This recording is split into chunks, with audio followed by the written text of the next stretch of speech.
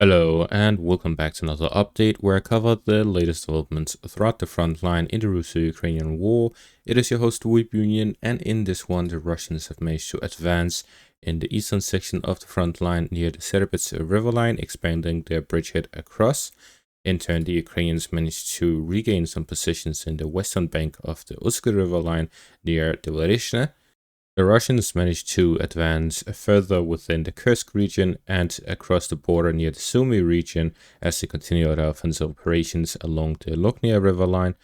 And the Russians also managed to gain a bridgehead in the northern parts of the Kharkiv region near Kharkiv city itself. The Ukrainians continued their counterattacks near Pokrovsk to free up their operational space near the city. On the diplomatic scene, there is an article by the Wall Street Journal that talks about how the United States is not going to resume military aid even after Zelensky's statements about readiness to cooperate with Trump and to seek a peace deal. Instead, the United States president does not trust Zelensky's words after the discussion that happened in the White House, and therefore he is waiting for actions that support that statement. And until he trusts and believes that Zelensky will seek peace, US military aid will stop. At the same time, the United States has also banned the United Kingdom from sharing any US military intelligence with Ukraine, as is stated by this article by the Daily Mail. This shows that Trump is expecting drastic movements by Zelensky to show, quote, sincerity, end quote, for Trump to believe that he is willing to negotiate a peace with Russia. So we'll likely see that Trump will further pressure Ukraine to accept the minerals deal without any security guarantees by the United States. And this also leaves the United States an out for the fact that as long as Russia commits to a peace deal and the United States gets the minerals deal with Ukraine without any security guarantees, the United States can theoretically just leave the conflict alone and not care about it because they would have gotten out of it what they wanted. And this is likely what Zelensky fears. Pretty much the United States not sending additional aid and not being committed to sending aid to Ukraine and helping Ukraine fight this war, to double down on the peace settlement and focusing purely on the peace settlement, because at that point the United States would have no obligation to support Ukraine further with any sort of aid, according to Trump's vision. Now, moving on to the frontline situation, we can start in the Kursk region, where the Russians have managed to gain control over some fields and forest lines here west of Luknia, as the Russians are slowly closing the gap in the west part of the Luknia river line, where the Russians are moving from Lebedivka in the south and from the towns to the northwest and to the west to advance towards Luknia, gaining control over several forest lines and fields as they close the gap between their forces near Lebedivka and Nikolsky. The objective of the Russians is to align the front line along the Luknia river line and to gain control over the towns and settlements alongside it. At the same time, the Russians also managed to advance further within Shyrovka, moving on to the southern parts of the town as they continue advancing along the Snahist river. But the Russians are here moving along both the Luknia river line and the Snahist river line to gain control over the area in between and the river lines as a buffer zone between their forces and the Ukrainian forces, to cut off the main highway supplying the Ukrainian forces within the Kursk region and near Sutsha.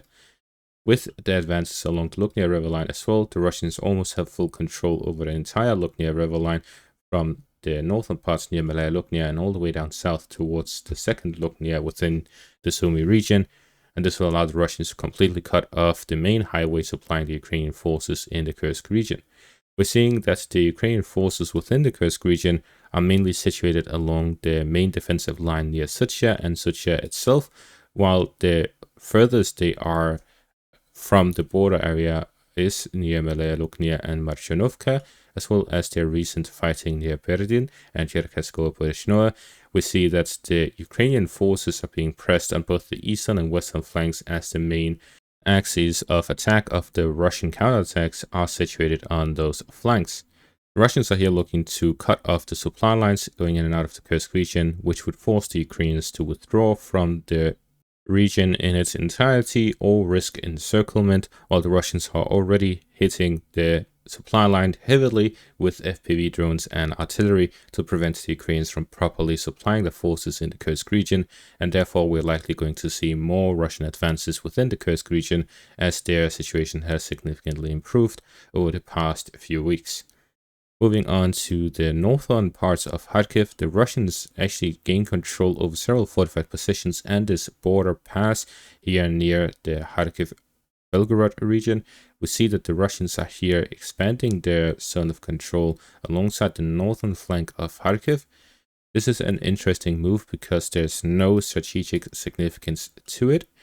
It is likely an isolated incident similar to the capture of Sotnutsky-Kosekchok,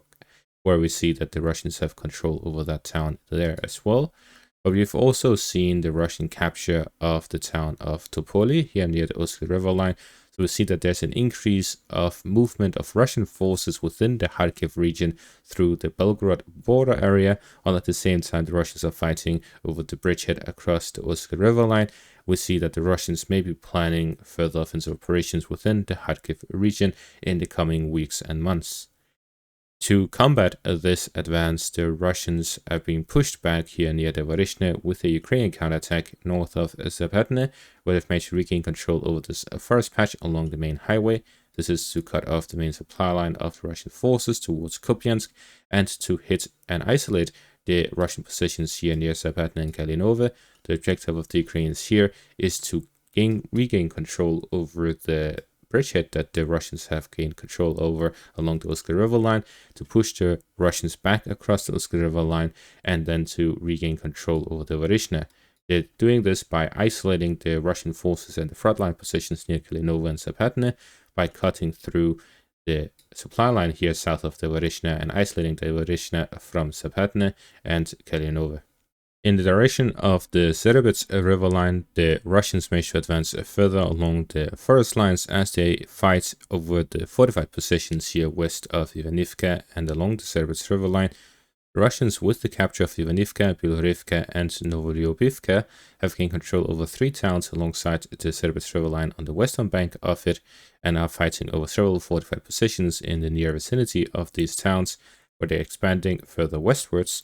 However, their bridgehead has not been connected here north of Novolyubivka with Makiivka, which limits the effectiveness of this bridgehead. And as long as they don't gain control over the fortified positions, the first and the second line alongside the Serebets river line, then the bridgehead across is not secure. Similar to the Varishne, the Ukrainians have an opportunity to launch some counterattacks and destroy the bridgehead of the Russian forces across the river lines. The Ukrainians seem to be focusing on these counterattack operations, where they are trying to hit the Russians where their offensive operations are still in their infant stages, where they do not have properly established positions yet, where they're utilizing a very, very old strategy from the Art of War, where Sun Tzu states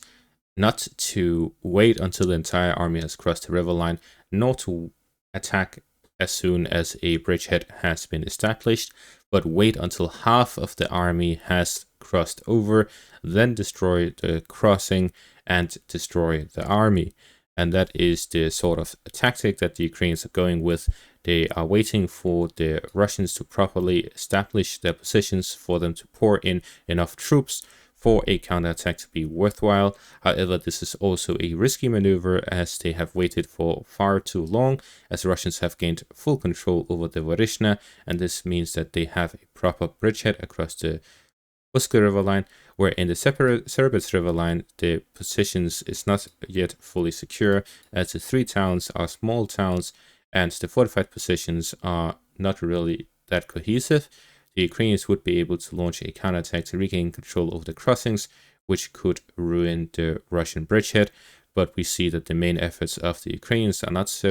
situated around the Serbets river line, but instead other sections of the front line. In the direction of Pokrovsk, there is this counterattack by the Ukrainians, regaining full control over Uspenivka after heavy fighting over the town through the months of January and February, which left the front line here near Uspenivka in a very much back and forth situation, where the Russians almost gained full control of it. Then the Ukrainians launched some counterattacks, then the Russians regained some positions, and then the Ukrainians continued their counterattacks, and now the Ukrainians have regained full control over the town.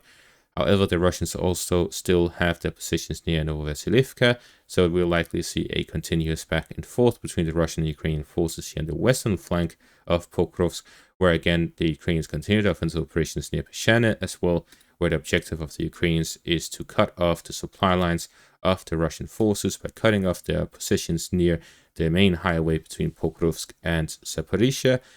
to then cut off through the capture of Peshane, Uspenivka, Novovassilivka, and Salone. To cut off the supply lines would be to encircle the Russian forces within Udashne and Kotlina. And that is going to be all for this update. Thank you all for watching. Make sure to leave a like, subscribe, check out my Patreon and YouTube membership for additional content. Thank you all for watching and have a great day.